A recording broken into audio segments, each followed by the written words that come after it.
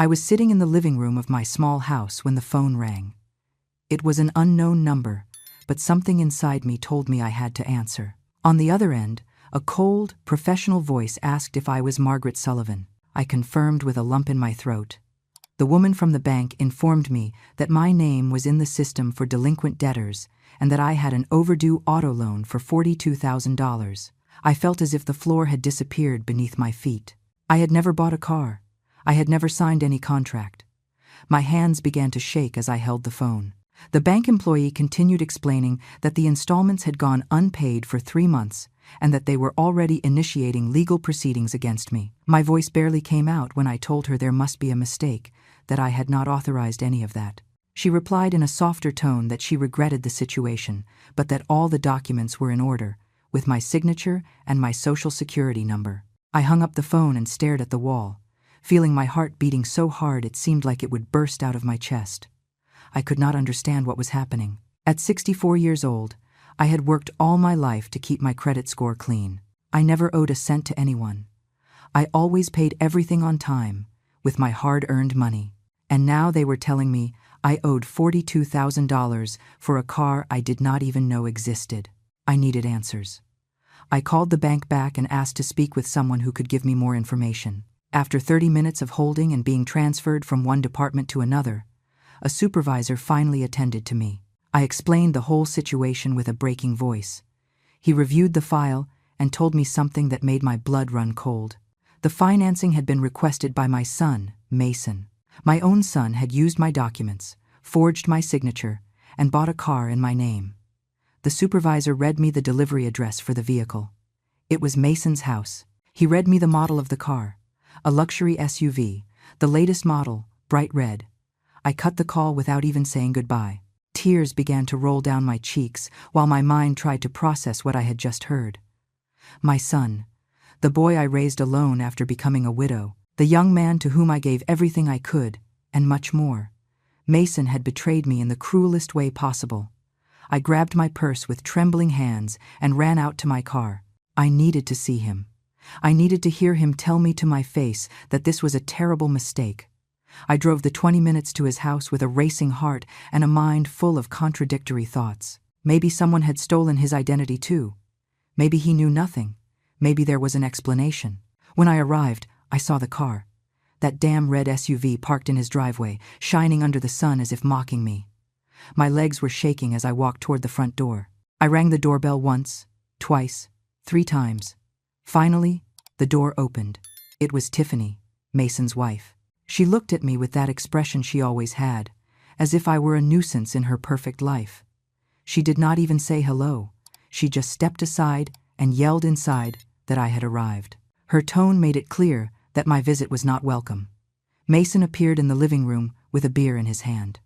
He looked at me without surprise, as if he already knew why I was there. My voice came out stronger than I expected when I asked him about the financing, about the car, about my name on a debt I never authorized. He shrugged, just like that, as if it were nothing, as if we were talking about the weather. He told me yes, that he had financed the car in my name because Tiffany needed a new vehicle and they did not have available credit. He said I should understand, that she was my daughter-in-law and deserved something nice. I felt my blood boiling. I asked him how he dared to do that without my permission, without even consulting me. He let out a short, bitter laugh. He told me that I was not using my credit for anything anyway, that he just took advantage of something I had available, that I should be happy to be able to help my family. Tiffany intervened from the couch, where she was looking at her phone without paying attention to me. She said, I had always been a present mother, and now it was time to prove that love by paying the car installments, that they were going through a difficult time financially, and that I, as the grandmother of their children, should support them. I could not believe what I was hearing. I told them the bank was suing me, that my credit was ruined, that I did not have that money. Mason replied coldly that I needed to get it then, because if I did not pay, the problem was mine, not theirs. He said the car was already in my name on the papers and that legally I was the responsible party. I tried to make him listen to reason. I reminded him of everything I had done for him, how I worked 3 jobs simultaneously when he was a child to give him an education, how I paid for his entire college tuition, how I helped him when he got married, when his first child was born, when he needed money for the down payment on his house.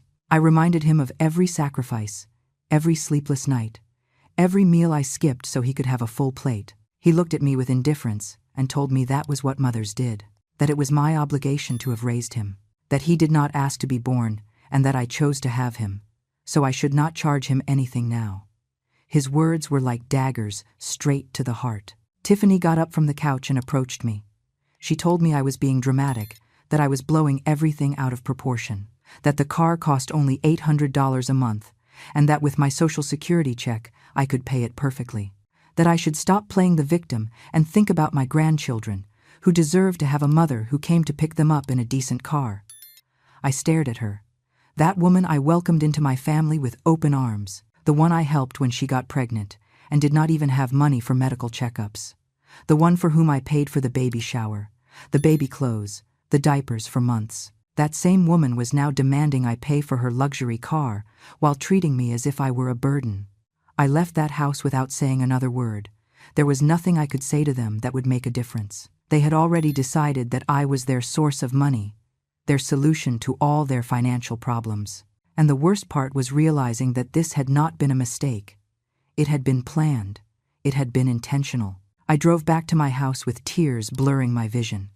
I had to pull over twice on the way because I could not see well. When I finally arrived, I sat in my car for almost an hour, simply crying. Crying for the betrayal.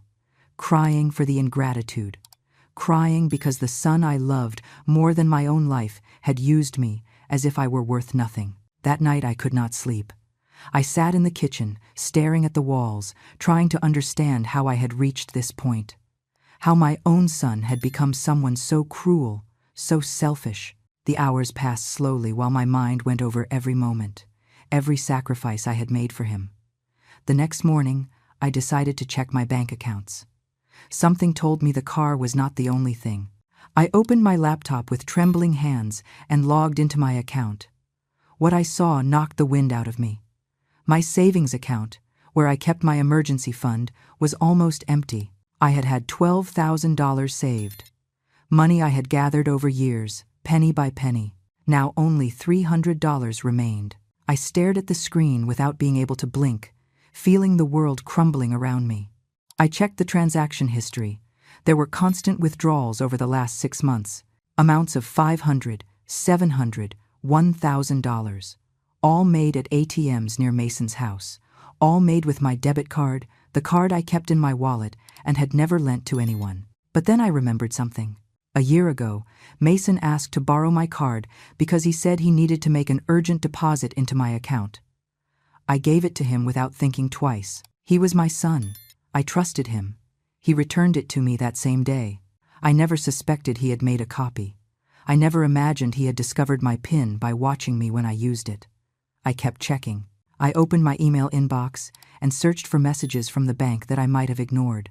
I found dozens of notifications I had overlooked, thinking they were just junk mail. But they were not. They were alerts for requested loans, for open lines of credit, for suspicious movements. My heart beat faster and faster. I logged into my personal credit report portal. Everything was there. Besides the financing for the car for $42,000, there were 3 more personal loans. One for $8,000, another for $5,000, and one more for $12,000, all approved in my name, all with my supposed signature, all delivered to an account that was not mine. I did the math with shaking hands. In total, I owed $67,000, money I never saw, money my son had stolen from me using my identity, my trust, my mother's love. I got up from the chair, feeling my legs could not support me. I walked to the bathroom and threw up. The shock was so great my body could not process it. I sat on the bathroom floor for I do not know how long, hugging my knees, feeling my whole life falling apart. When I managed to stand up, I washed my face and returned to the computer. I needed to know more. I logged into my credit card company account. I had forgotten I had a credit card I barely used with a $10,000 limit the bank had offered me years ago. The card was maxed out, $10,000 spent. I checked the transactions and felt rage beginning to replace the pain. purchases at luxury clothing stores, expensive restaurants, a jewelry store, an electronics store, everything near Mason's house. Everything in the last 4 months. Tiffany. She had been using my credit card as if it were hers, buying whatever she pleased while I lived on the minimum, watching every cent of my pension. I printed all the documents, every statement, every transaction, every loan. I organized them in a folder while tears fell on the papers. This was the proof of the biggest betrayal of my life, the proof that my son and his wife had been stealing from me systematically for months. I picked up the phone and called Mason. I needed to hear his voice. I needed him to tell me there was an explanation. He answered on the 4th ring, with an annoyed voice, asking me what I wanted now. I told him what I had discovered. The loans, the withdrawals, the credit card, everything. I expected him to at least be surprised, to deny something, but he did not. There was only silence on the other end of the line. Finally, he spoke. He told me I owed it to him, that he had calculated all the money I owed him for bringing him into the world without his consent, that every penny he had taken was part of what I owed him for forcing him to exist. His words were so cold, so calculated, they did not seem to come from my son. I asked him how he could say that, how he could justify stealing everything I had. He laughed, a bitter laugh that pierced my soul. He told me I was a dramatic old woman, that he was not stealing anything because everything I had should be his anyway, that when I died, he would inherit it, so he was just advancing the inevitable. Tiffany took the phone. She told me to stop bothering her husband, that he was very stressed because of me, that if I had been a better mother and given them money when they needed it, they would not have had to take these measures. She blamed me for their theft. She made me responsible for their lack of morals. I told her I was going to report them, that they were not going to get away with it. She laughed and told me to try, that they had all the documents with my signature, that before the law I had authorized everything, that no one was going to believe me, that my own son had robbed me, that I would just look like a crazy old woman trying to take money away from her family. I hung up the phone before she could keep talking. My hands were shaking with rage. But there was something more than rage. There was determination. They thought I was weak, that I was an easy victim. They thought they could destroy me and that I would simply accept it in silence. They were wrong. I sat back in front of the computer and began to research. I looked for information on identity fraud, document forgery, theft by family members. I read for hours. I took notes. I learned about my rights, about the laws, about the legal processes I could initiate. It was 3 a.m. when I finally closed the computer. I had a plan. It would not be easy, but I had to do it. Not just for me, but for any other mother being abused by her own children. I had to prove that a mother's love did not mean being a bottomless bank. That family was no excuse for abuse. The next morning, I heard a knock on my door. It was Barbara, my neighbor of a lifetime. She had noticed my car had been parked all day yesterday and got worried. When I opened the door, she must have seen my state because she immediately hugged me. I told her everything, every detail of the betrayal, every lie, every theft. I cried in her arms like I had not cried in years. Barbara listened in silence, stroking my hair as if I were her own daughter. When I finished speaking, she looked me straight in the eyes. She told me she knew a lawyer. Arthur was his name, an honest man who had helped her sister in a similar case. She told me I could not let Mason and Tiffany get away with it, that I deserved justice, that I deserved to get my life back. Barbara insisted on accompanying me to see the lawyer. That same afternoon, we were sitting in a small office downtown. Arthur was a man of about 50, with gray hair and a kind but serious look. He offered me coffee and sat across from me with a notebook in hand. I told him the whole story from the beginning. I did not omit any detail. I showed him all the documents I had printed, the bank statements, the suspicious transactions, everything. He listened attentively, taking notes, stopping occasionally to ask specific questions. When I finished speaking, Arthur put his pen down on the desk and looked at me with an expression mixing indignation and determination. He told me that what Mason and Tiffany had done was a serious felony. Fraud, document forgery, identity theft, embezzlement. The words sounded so serious, so definitive. He explained that the process would not be quick or easy, that we would have to prove I had not authorized any of those transactions, that we would need solid evidence. But he assured me we had a strong case and that he would do everything possible to help me. I asked him with a trembling voice how much all this would cost me. I had no money. My account was empty. I was in debt up to my neck because of my son. Arthur smiled sadly and told me we would work with a payment plan. That the important thing now was to stop the bleeding and recover what we could. We left that office with a clear plan. First, we were going to request security footage from all the banks where the suspicious transactions had been made. Second, we would file a formal fraud report with the authorities. Third, we would request a protective order to prevent Mason and Tiffany from accessing anything related to me. Barbara held my hand while we walked to the car. She told me I was brave, that I was doing the right thing. But I did not feel brave. I felt destroyed. I felt like a mother who had failed to raise a good man. I felt guilty for having to report my own son. That night, alone in my house, I began to remember. I could not help it. The memories came like waves, one after another, hitting me without mercy. I remembered when Mason was 8 years old and got gravely ill. We spent 3 weeks in the hospital. I slept in a chair next to his bed, without moving, watching every breath. I took out loans to pay for the treatment. I went into debt up to my ears. But I saved him. I did what any mother would do for her child. I remembered his high school graduation, how his eyes shone when he received his diploma, how he hugged me and told me everything was thanks to me, that I was the best mother in the world. I cried with happiness that day. I thought all the sacrifice had been worth it. I remembered when he met Tiffany. He was so in love, so hopeful. I had my reservations about her from the beginning, something in her gaze I did not like. But I kept silent. I did not want to be that meddling mother-in-law. I wanted my son to be happy, so I welcomed her with open arms. I gave her my affection. I treated her like a daughter. I remembered when my first grandson was born. Mason called me crying with emotion to tell me I was a grandma. I ran to the hospital.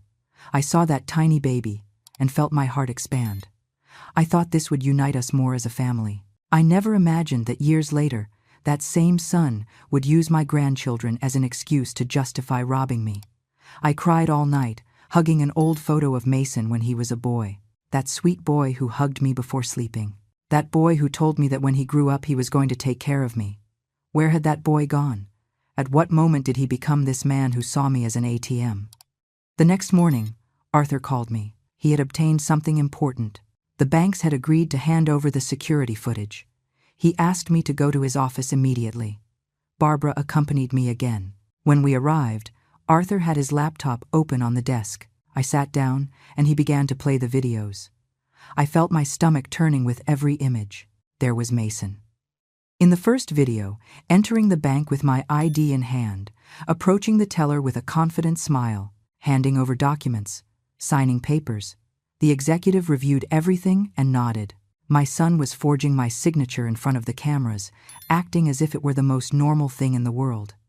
The second video was even worse. There was Tiffany at another bank, using my credit card to withdraw cash up to the maximum limit allowed, $8,000 in cash. The teller counted the bills while Tiffany smiled, putting the money in her designer purse, probably also bought with my money. The third video broke me completely. It was Mason again, this time at the car dealership. He was signing the financing contract for the SUV. Tiffany was by his side, excited, pointing at the red car. The two were laughing, celebrating. The salesman handed them the keys. My son hugged his wife while I, unknowingly, had just become a debtor of $42,000. Arthur paused the videos and looked at me. He asked if I was ready to move forward, if I was sure I wanted to do this. Because once we filed the formal complaint, there would be no turning back. My son would face criminal charges. He could go to prison. I looked at those frozen images on the screen, the image of my son smiling while robbing me, the image of that woman enjoying my money without any remorse, and something inside me changed. The pain turned into determination. The sadness turned into strength. I told Arthur yes, to file all necessary complaints, to do whatever he had to do. that I was no longer the mother who was going to allow more abuse, that if my son decided to betray me this way, then he would have to face the consequences of his actions. That afternoon, we went to the district attorney's office together. We filed a formal complaint for fraud, document forgery, identity theft, and embezzlement. The prosecutor who attended to us reviewed all the evidence with attention. The videos were conclusive. There was no way to deny what had happened. She asked if I was aware that this meant my son would be investigated criminally, that if everything I alleged was proven, he could face several years in prison. I felt a lump in my throat, but I nodded. There was no other option. He had crossed a line from which there was no return. The prosecutor assured me they would take the case seriously, that cases of financial abuse by family members were more common than people thought, but few victims dared to report it. She told me I was doing the right thing, that I was protecting not only my future, but also sending a clear message that this type of abuse was not acceptable. We left the prosecutor's office with a copy of the official report. Barbara hugged me in the parking lot. She told me she was proud of me, that I was stronger than I believed. Her words gave me a little comfort amidst all the pain. That night, Arthur called me with more news. He had continued investigating on his own and discovered something else. Mason had been receiving the rental money from a small condo I owned. That condo was my only source of additional income besides my Social Security. I could not believe what Arthur was telling me over the phone. The condo I rented generated $500 a month, money that supposedly my son deposited into my account every month, since he had offered to manage that property to make my life easier. I trusted him completely. But according to Arthur's investigation, those deposits never reached my account during the last 8 months. $4,000 that simply disappeared. Mason had been collecting the rent in my name and keeping every cent. The tenant paid punctually, but the money went straight into my son's pocket. I felt rage rising up my chest like boiling lava. It was not enough to have stolen my savings, to have forged loans, to have used my cards. He was also stealing the only extra income I had to survive. Every month, while I counted pennies to buy food, he spent my rental money on who knows what whims. Arthur explained that this was another charge we could add to the complaint: misappropriation of funds. He told me the next day we would go speak directly with the tenant to get his testimony and payment receipts. We needed proof that the money had been paid but never reached me. That night I did not sleep at all. My mind would not stop spinning. I started wondering what else there could be. What other lies? What other thefts? If Mason had been capable of doing all this, what else was he hiding? The next morning, Arthur picked me up early. We went together to the condo I rented. It was half an hour from my house, in a quiet neighborhood. The tenant was an older gentleman named Mr. Henderson, a hard-working and honest man who had always paid on time. When I explained the situation, Mr. Henderson turned pale. He showed me all his payment receipts. Indeed, he had paid religiously every month. $500 in cash directly to Mason, who gave him a handwritten receipt. Mr. Henderson never suspected anything because my son always told him he was the one managing the property for me. Mr. Henderson apologized repeatedly, although he was not to blame at all. He told me if he had known I was not receiving the money, he would have come directly to find me.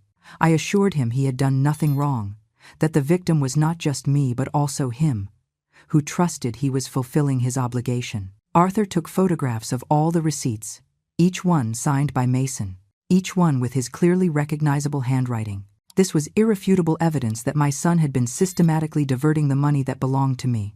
Back in the car, Arthur told me something that froze me. He asked if Mason had access to anything else of mine: properties, investments, accounts. I told him no, just that condo. But then I remembered something that made me feel a void in my stomach. 2 years ago, when my husband died, he left a small life insurance policy, $50,000. I invested that money in a fund that gave me monthly interest. It was not much, but it helped. Mason had convinced me that he could handle that investment better than I could, that he understood more about finances. As always, I trusted my son. I asked Arthur to investigate that investment immediately. He made some calls from the car, while I felt panic growing inside me. After 20 minutes that felt like hours, Arthur hung up the phone and looked at me with a grave expression. The investment had been liquidated 6 months ago. The $50,000 had been transferred to a bank account. But it was not my account. It was an account in Mason's name. My son had forged my authorization to liquidate the investment and transfer all the money to his name. I was left speechless, breathless. $50,000. The last memory of my husband. The money that was going to secure my old age. The fund that gave me peace of mind in case of emergencies. Everything had been stolen by my own son. Arthur grabbed my hand as I started to hyperventilate. He told me to breathe, that everything was going to be okay, that we were going to recover that money. But I could not calm down. It was too much. It was too much betrayal, too much cruelty, too much pain. We arrived at his office, and he made me tea while I tried to process everything. He made more calls, requested more documents, added more charges to the complaint. The list of crimes committed by Mason grew with every passing hour. While we waited for answers, I began to remember signs I had ignored. Strange conversations, moments when Mason had asked me to sign papers, unimportant ones.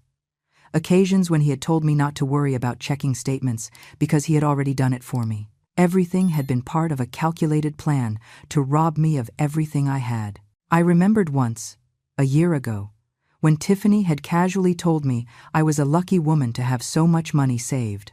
At that moment, I did not give importance to the comment, but now I realized she already knew exactly how much money I had. They were already planning how to take it from me. Arthur's phone rang. It was the investment company.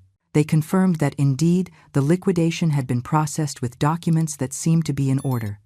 But now, with our report, they were reviewing the authenticity of the signatures. The representative told Arthur that the signatures looked suspicious when compared to my real signature in their old files. This meant we could prove that Mason had forged my signature again, that he had committed fraud on a much larger scale than we imagined. Arthur explained that this significantly raised the severity of the charges.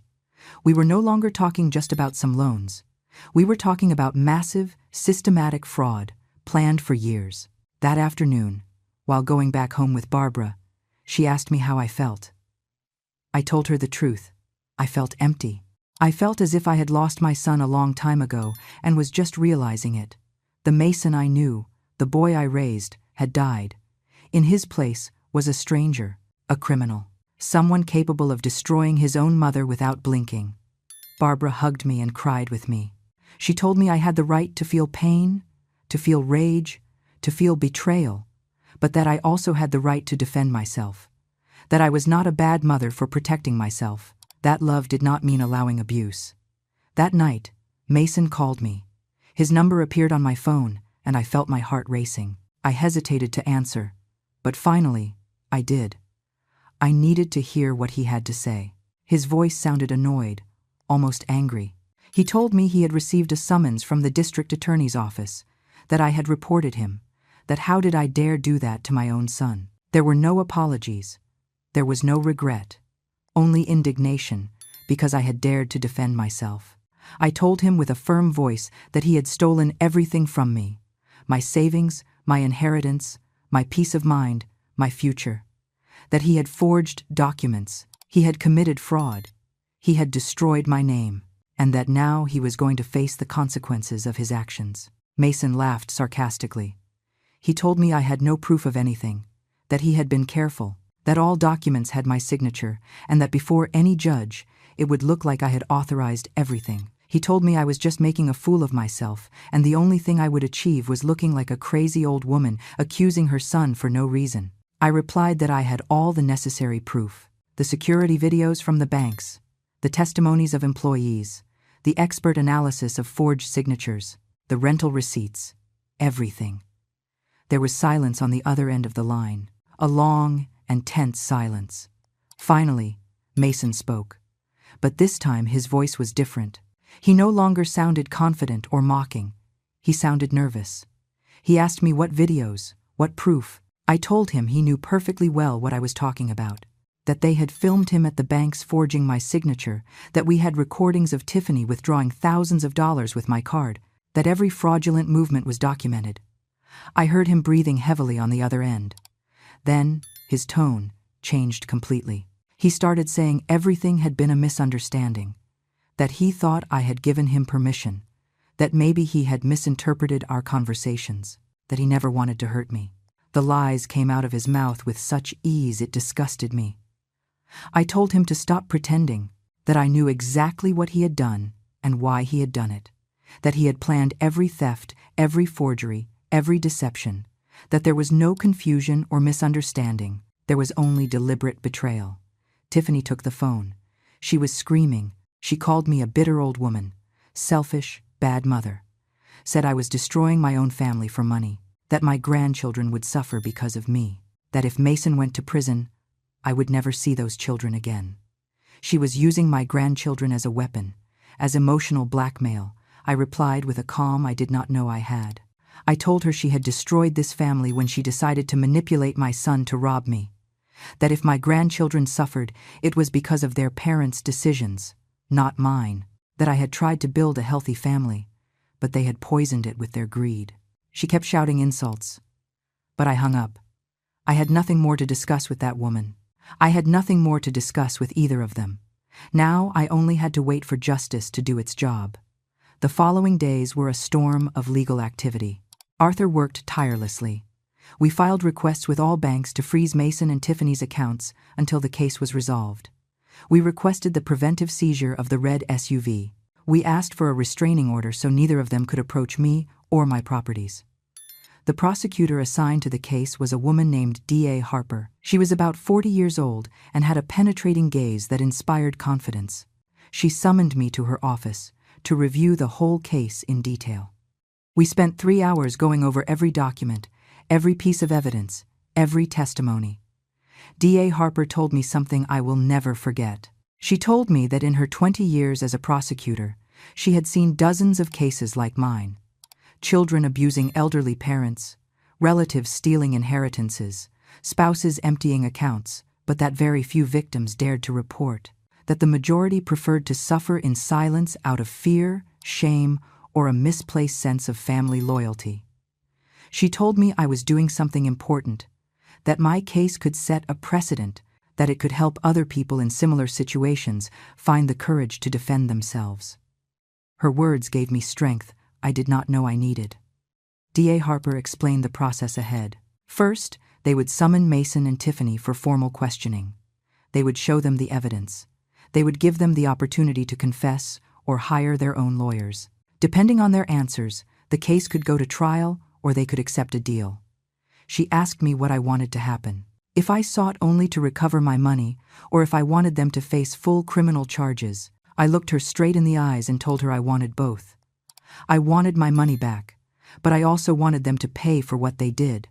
I wanted them to understand that their actions had consequences. A week later, Arthur called me excited. The bank had seized the red SUV. The police had gone to Mason's house with a court order and taken the car away. Tiffany had come out screaming into the street, making a scene in front of all the neighbors. But there was nothing she could do. The vehicle would be auctioned, and the money would go to pay part of the debt they had generated in my name. I felt relieved, but also strange. Seeing my son suffer consequences broke my heart, even knowing it was necessary.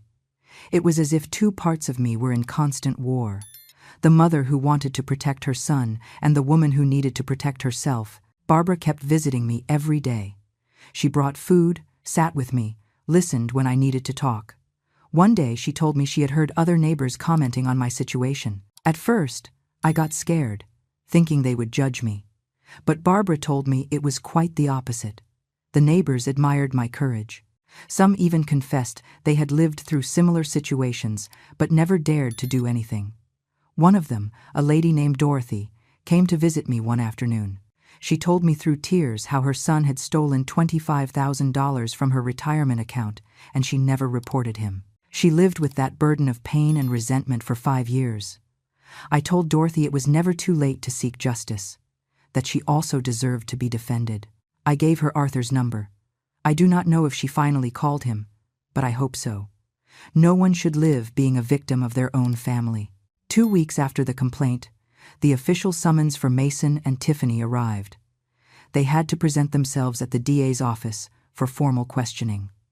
Arthur told me it was likely they would bring a lawyer, that they would prepare to defend themselves, that this was going to get more complicated. The day of the interrogation, I did not have to be present, but Arthur called me that afternoon to tell me what had happened. Mason and Tiffany had arrived with an expensive lawyer, one of those who charge $300 an hour. The lawyer had tried to argue that everything had been a family misunderstanding, that I had given them verbal permission to use my credit. But when DA Harper showed them the security videos, the expert analysis of forged signatures, the bank testimonies, everything collapsed. The lawyer asked for a recess to speak with his clients. When they returned, their strategy had changed. Now they alleged that Mason had serious financial problems and that he had acted out of desperation, not malice. DA Harper did not accept those excuses. She showed them the evidence of the $50,000 from the liquidated investment. She showed them the receipts of the diverted rent for 8 months. She showed them the luxury purchases on the credit cards. This was not desperation. This was systematic greed.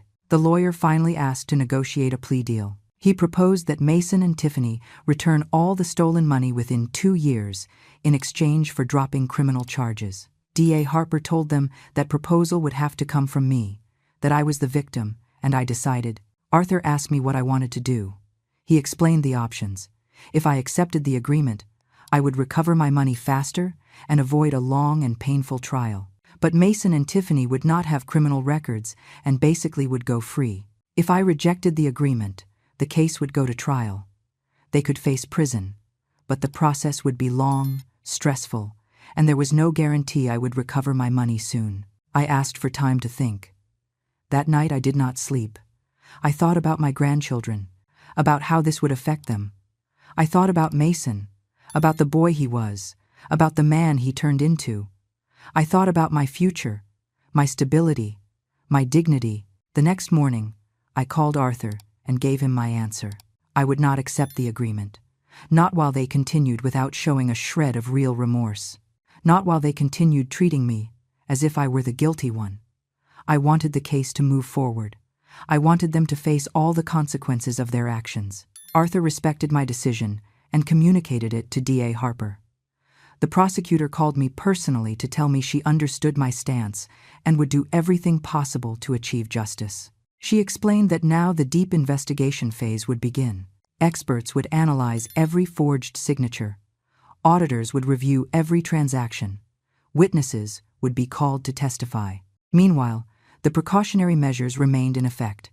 Mason and Tiffany's accounts remained frozen.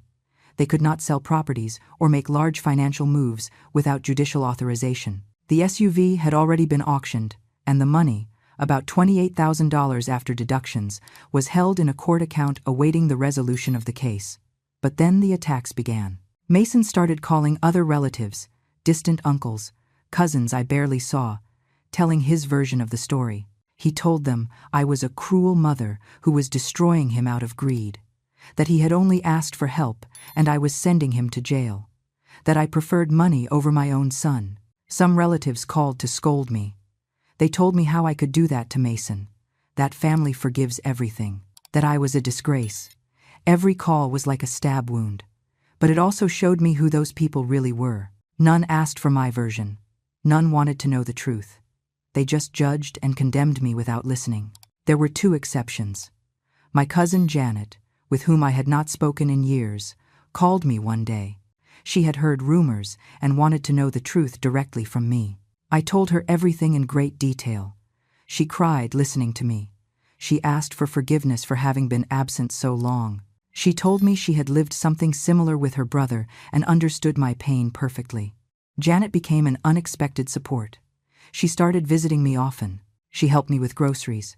She accompanied me to appointments with Arthur. She was simply there when I needed to talk. Together with Barbara, they formed a circle of protection around me. They reminded me I was not alone, that there were people who valued me. One afternoon, while Janet and I were having coffee in my kitchen, the doorbell rang. It was a woman I did not know. She introduced herself as a court-appointed social worker. She came to do an evaluation of my situation as part of the legal process. She needed to verify that I was in adequate mental condition to carry out the complaint. I felt offended at first. Were they questioning my sanity? But the social worker, a kind lady, explained it was standard procedure in family fraud cases. Mason's lawyer had suggested I might be confused due to my age, that maybe I suffered from memory problems. It was another dirty tactic to discredit me. The evaluation lasted almost 2 hours. She asked questions about my daily life, my memory, my activities. She asked me to remember dates, to do some simple mental exercises. In the end, the social worker smiled and told me I was perfectly lucid and competent, that my memory was excellent, and clearly I knew exactly what I was doing. Her report would be added to the case file. A small victory, but important. It meant they could not use my age to disqualify my testimony, that my words would have full weight before the judge. Days later, Arthur summoned me urgently to his office. When I arrived, he had a serious expression. He showed me some documents he had just received. It was a countersuit filed by Mason's lawyer. My son was suing me. I could not believe it.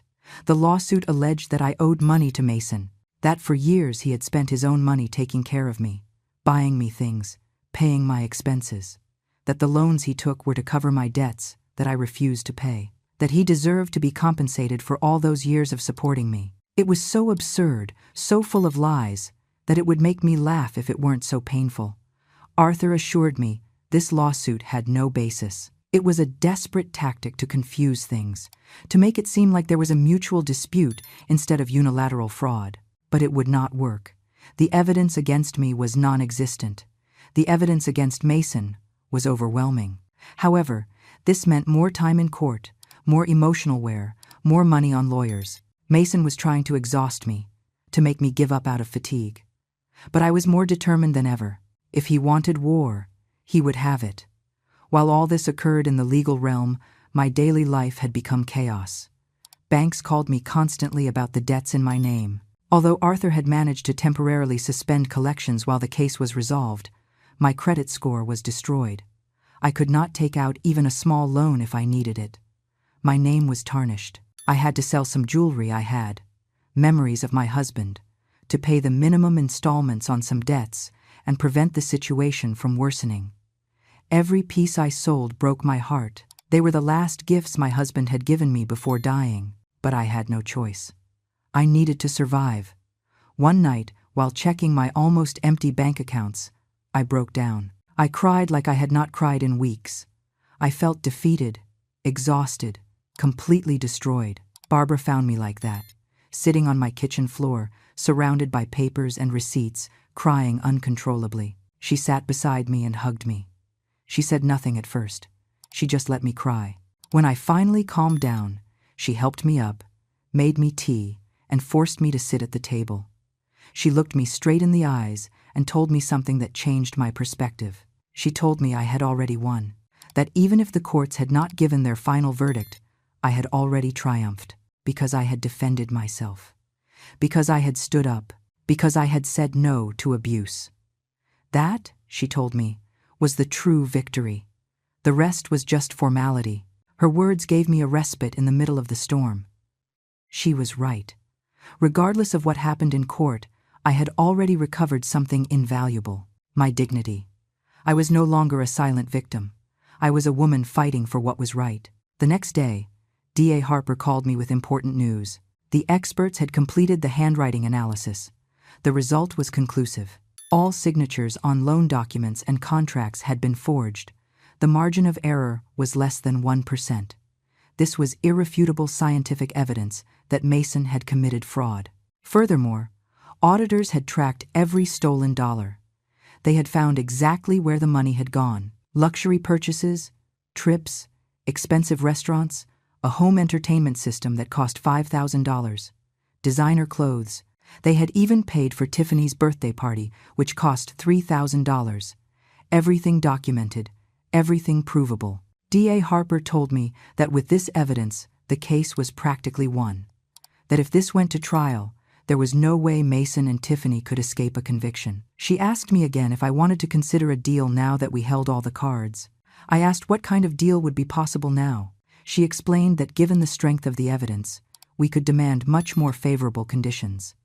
Immediate return of all money, plus interest, a public apology, community service, probation with supervision, and most importantly, admission of guilt permanently recorded. I thought about it for days. I spoke with Arthur, with Barbara, with Janet. Everyone supported me in whatever decision I made. Finally, I decided I would hear the formal proposal from Mason's lawyer, but I had my own conditions, and I would not negotiate any of them. The negotiation meeting took place in a courthouse conference room. I was sitting next to Arthur. On the other side of the table were Mason, Tiffany, and their lawyer. D.A. Harper was present as official mediator. It was the first time I saw my son face to face since the legal process had started. Mason looked haggard. He had lost weight.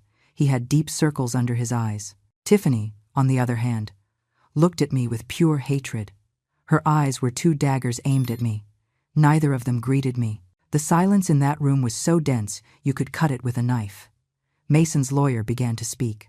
He proposed that his clients would return all documented stolen money, the $67,000 of fraudulent loans, the $12,000 from the savings account, the $4,000 from the diverted rent. In total, $83,000. But he did not mention the $50,000 from the liquidated investment. Arthur immediately pointed out that omission. The lawyer hesitated. He said those $50,000 were a separate issue, that there was ambiguity about whether my husband had wanted that money to go to Mason eventually. It was a blatant lie, and everyone in that room knew it. D.A. Harper intervened firmly.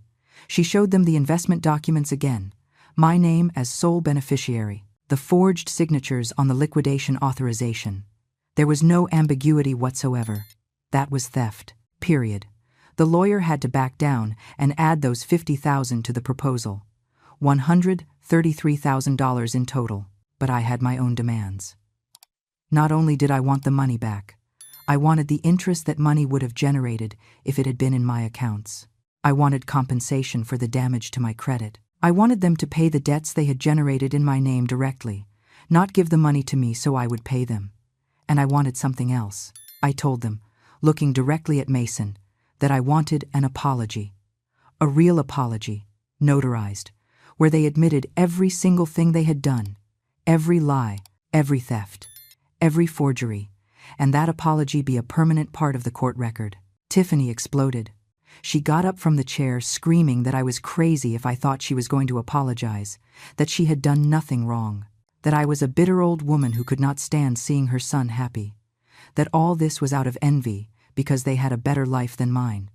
D.A. Harper asked her with a firm voice to sit down and shut up. She reminded her she was facing serious criminal charges, and her attitude was not helping at all. Tiffany let herself fall into the chair, but kept glaring at me. Mason finally spoke. It was the first time I heard his voice in weeks. He asked me with a tired tone if I really wanted to destroy him, if after everything we had been through together as mother and son, I could send them to jail without remorse. He was trying to use maternal guilt against me once more. I replied calmly but firmly. I told him it was not me who had destroyed him, that he only destroyed himself the day he decided stealing from me was acceptable, that I was not sending him to jail. His own actions had put him there, that every decision he made had consequences, and now he had to face them. I reminded him of everything he had done, not as reproaches, but as facts. The forged signatures, the fraudulent documents, the $50,000 from his dead father's investment, the rent diverted month after month, the credit cards used for luxuries while I ate rice and beans to survive. Everything, one by one.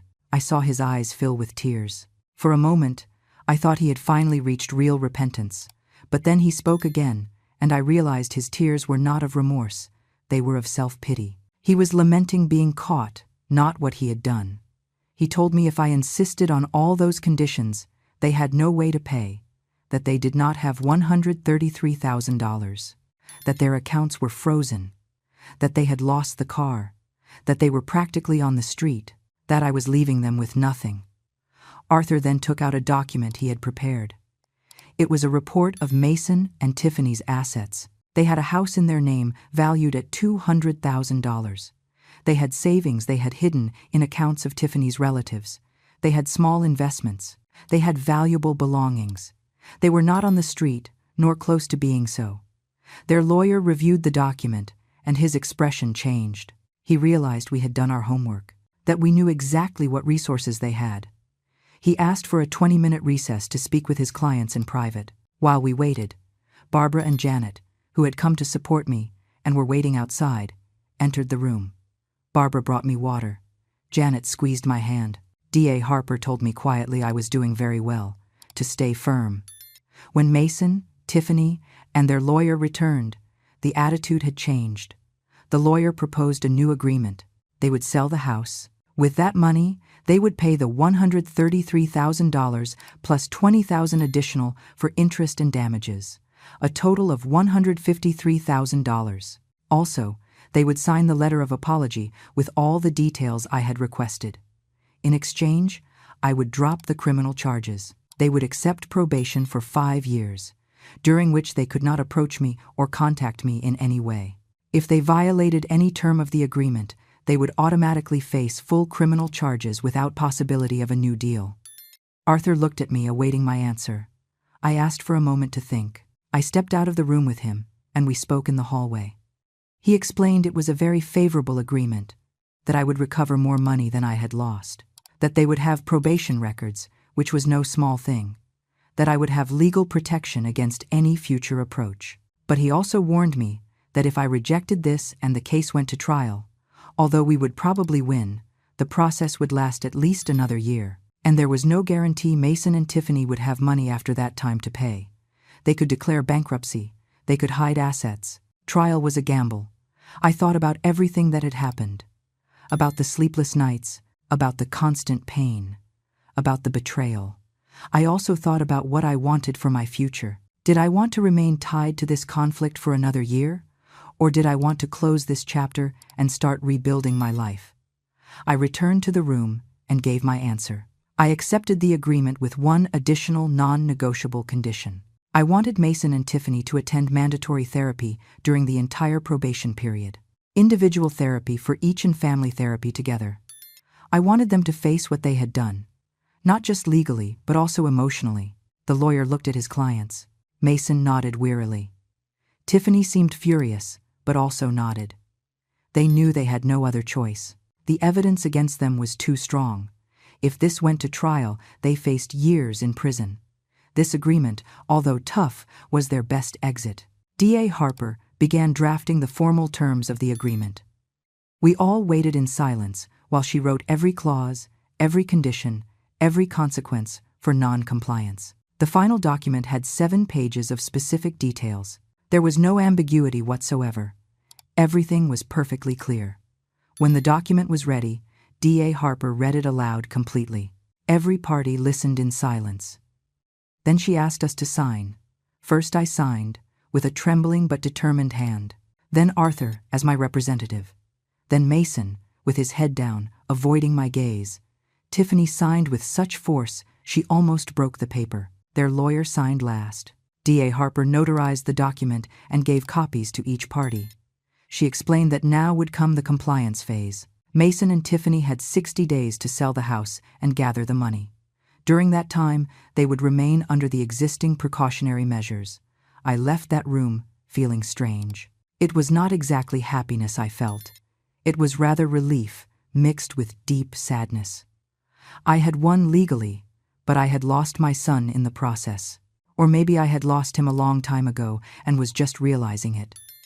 Barbara and Janet hugged me in the courthouse hallway. They congratulated me on my courage. Arthur shook my hand and told me I should be proud of myself. D.A. Harper said goodbye with words of encouragement, telling me she would be monitoring compliance with the agreement personally. The following 60 days were a torture of waiting. Every morning I woke up wondering if Mason and Tiffany would really comply, if they would find some way to escape, if they would try some last-minute legal trick. Arthur reassured me constantly, reminding me the agreement was legally binding and any breach would result in immediate criminal charges. At 3 weeks, Arthur informed me Mason's house had been put up for sale. The price was $200,000, a fair market price. I felt strange knowing my son was losing his house because of his own actions. Part of me, that maternal part that never dies completely, felt pity. But the rational part knew this was a direct consequence of his decisions. During that time, I began receiving anonymous messages, text messages from unknown numbers, calling me a monster, bad mother, heartless witch. I knew immediately they came from Tiffany or friends of theirs. They told me my grandchildren hated me, that they would never forgive me, that I had destroyed a family for money. Every message hurt, but they no longer broke me. I had learned that people who really knew me knew the truth. Others could think whatever they wanted. I changed my phone number and blocked all possible forms of unauthorized contact. Barbara organized a small gathering at her house with some neighborhood ladies who supported me. It was comforting to hear their stories, to realize I was not alone. Dorothy, the lady who had shared her experience with me weeks ago, told me she had finally called Arthur. She was initiating her own legal process against her son. She thanked me for giving her the courage to defend herself. In the 5th week, Arthur called me with good news. Mason's house had a serious buyer. The offer was $195,000. After paying the mortgage they still owed and closing costs, approximately $160,000 clear would remain, more than enough to meet the agreement of $153,000. The day the house sale closed, Arthur went personally to oversee the transfer of funds. The money was deposited into a special court account. From there, it was distributed as agreed. First, all debts in my name were paid. The fraudulent loans were liquidated completely. The credit cards were left at zero. My name was cleared from all debtor databases. Then, the rest of the money was transferred to my bank account, $105,000. It was more money than I had lost, thanks to interest and compensation. When I saw that balance in my account, I started crying. They were not tears of joy exactly. They were tears of closure, of ending a nightmare. But the money was not the most important thing I had recovered. The most valuable thing was my dignity, my voice, my right to defend myself. Those things were priceless. A week later, I received a certified envelope. Inside was the letter of apology Mason and Tiffany had signed before a notary. I read it only once. It was mechanical, cold, clearly written by their lawyer, but it was there. Every fraudulent act admitted, every lie recognized, every theft confessed. On official paper, with their signatures, permanent in judicial records, I stored that letter in a box, along with all the case documents. I did not read it again. I did not need to. Its existence was enough. Arthur informed me Mason and Tiffany had started the mandatory therapy sessions. The assigned therapist would send monthly reports to the court confirming their attendance and participation. If they missed a single session without valid medical justification, they would violate the terms of the agreement. He also explained the restraining order was active. Mason and Tiffany could not come within 500 meters of me. They could not call me, write to me, contact me in any way. If they did, they would be arrested immediately. This protection gave me peace of mind. I knew I was safe. With the recovered money, I made some important decisions. First, I paid Arthur's fees completely.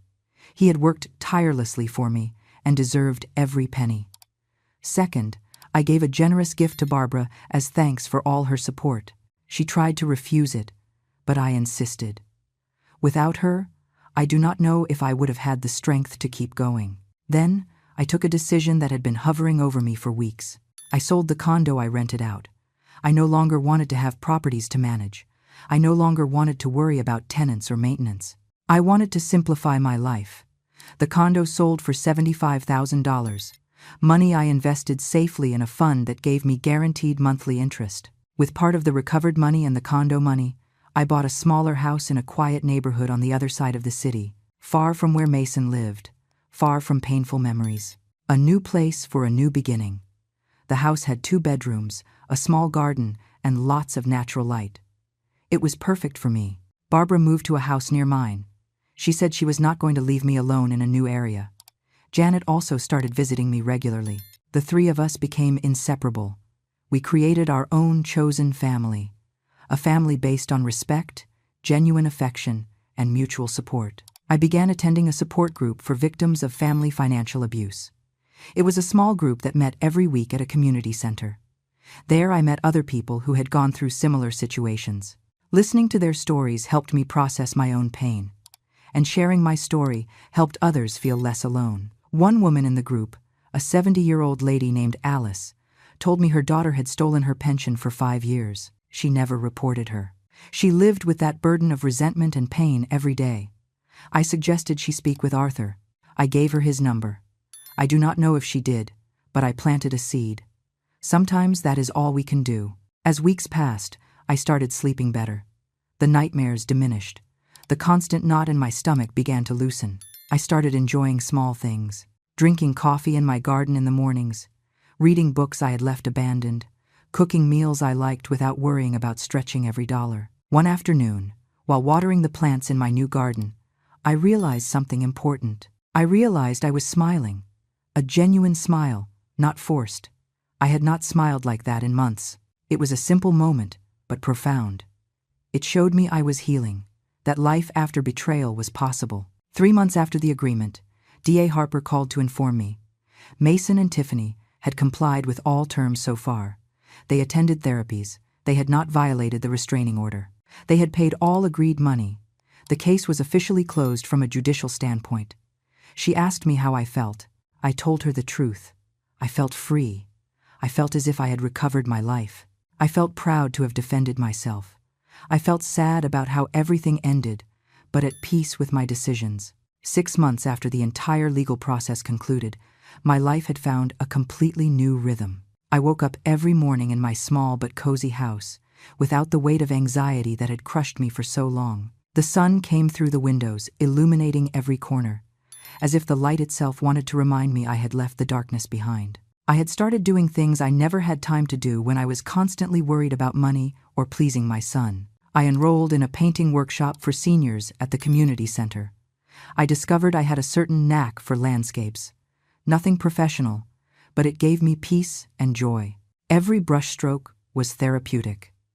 Barbara, Janet, and I had formed a group we jokingly called the Invincibles. We met twice a week to have coffee, share meals, simply enjoy each other's company.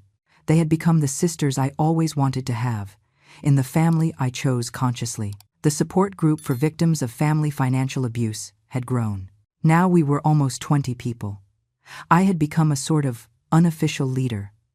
I shared my story with new members. I gave them hope that it was possible to defend oneself and recover. Several of them had contacted Arthur and were initiating their own legal processes. One afternoon, while preparing the house for one of our group meetings, the doorbell rang. I opened the door and froze.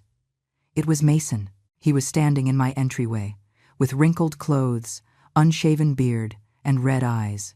My first instinct was to slam the door in his face and call the police. He was violating the restraining order. But something in his expression stopped me. It was not the arrogance of before. It was not the coldness. It was something different. He seemed genuinely shattered. He raised his hands in a sign of peace and asked me with a broken voice to please give him 5 minutes. Just 5 minutes to talk. I looked toward the street. His car was parked far away, probably so as not to technically violate the distance limit of the order. I hesitated. Every cell in my body shouted at me to close that door. But there was a part of me, that maternal part that never dies completely, that needed to hear what he had to say. I told him to stay on the porch, not to enter my house. I stood in the doorway, ready to close it at any moment. Mason nodded and began. His voice trembled. Tears began rolling down his cheeks as he spoke.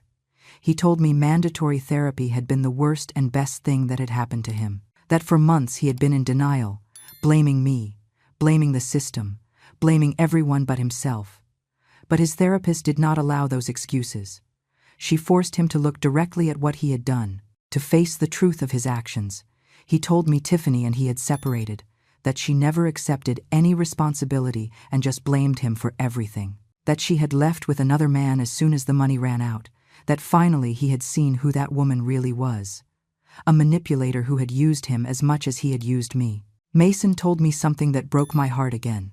He told me his children, my grandchildren, had asked him why they didn't see Grandma anymore, that he didn't know how to answer them, that finally he had told them the truth, adapted for their age.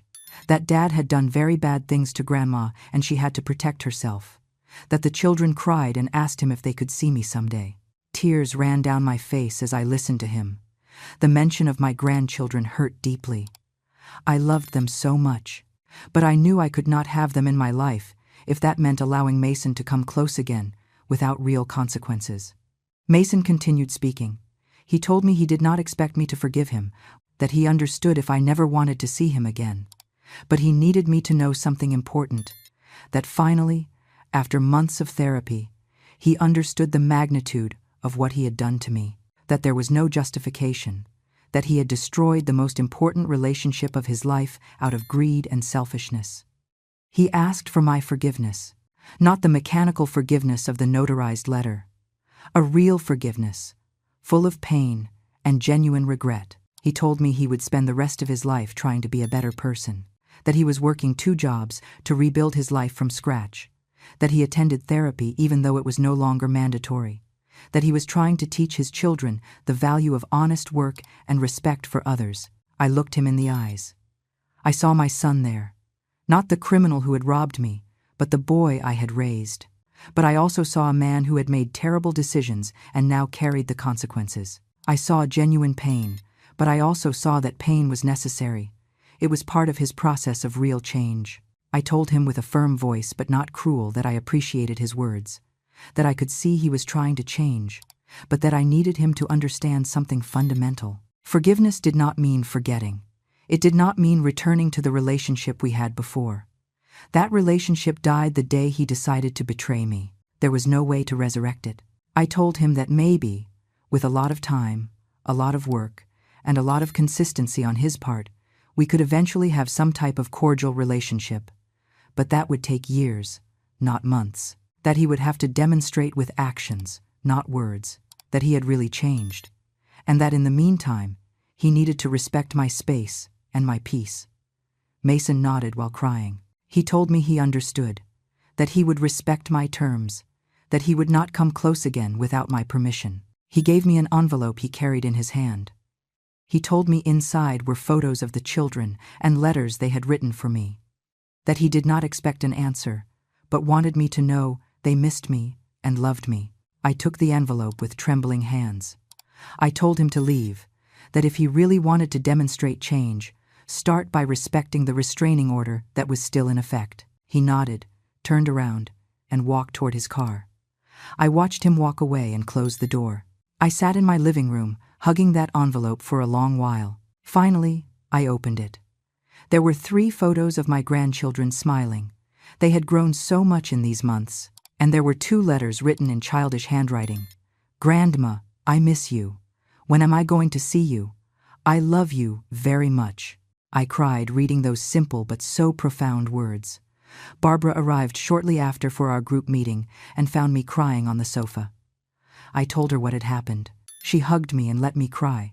She told me it was okay to feel pain, that it was okay to miss my son and my grandchildren. That was part of being human.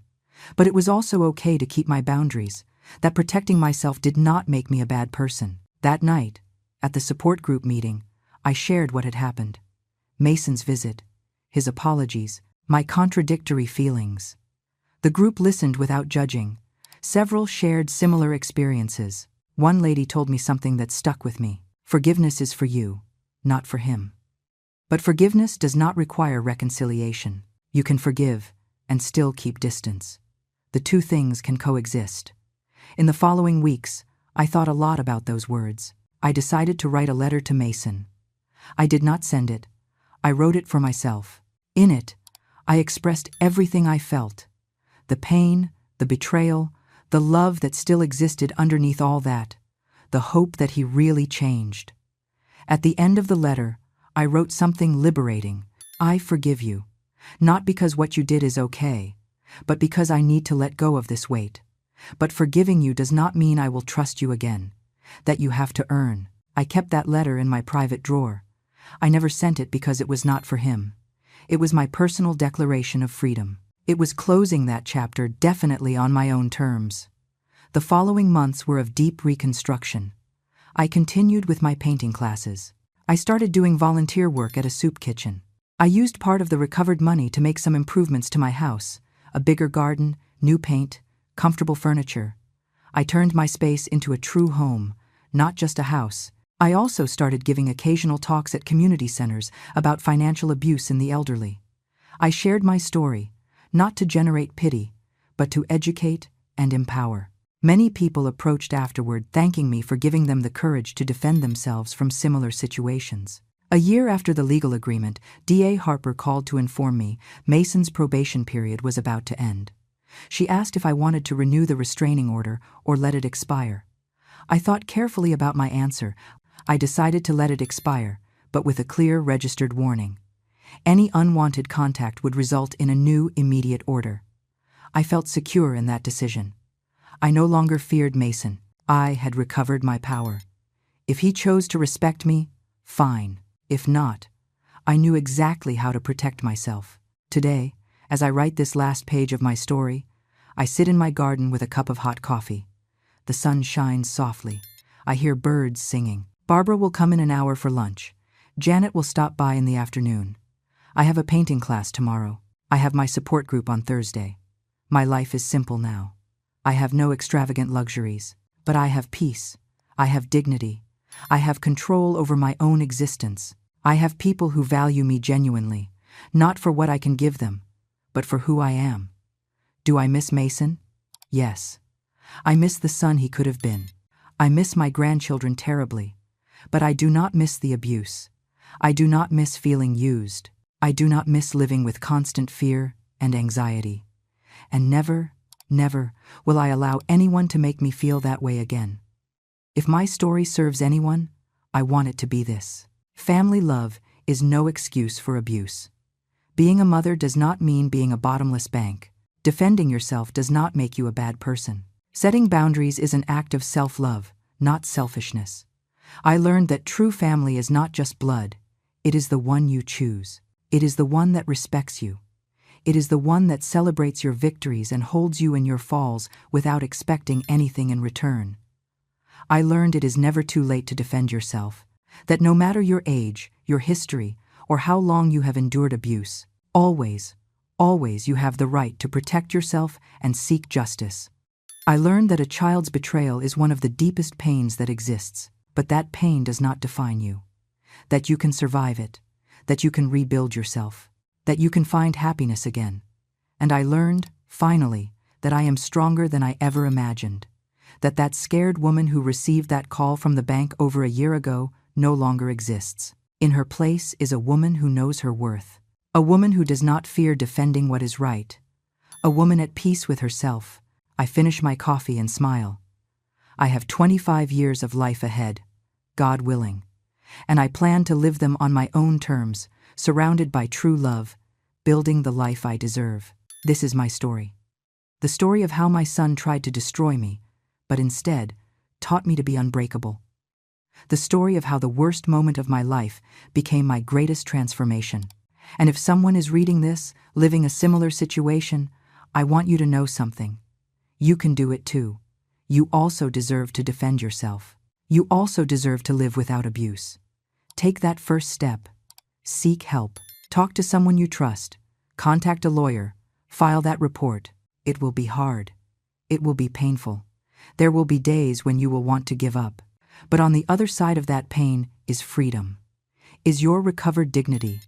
Is a life in peace. And that, believe me, is worth every tear, every difficult moment, every brave decision. Today I close this chapter definitely, not with bitterness, but with gratitude. Gratitude for having found the strength I did not know I had. Gratitude for the people who supported me unconditionally. Gratitude for a second chance to live the life I really deserve. My name is Margaret Sullivan. I am 65 years old. And finally, after everything, I am free.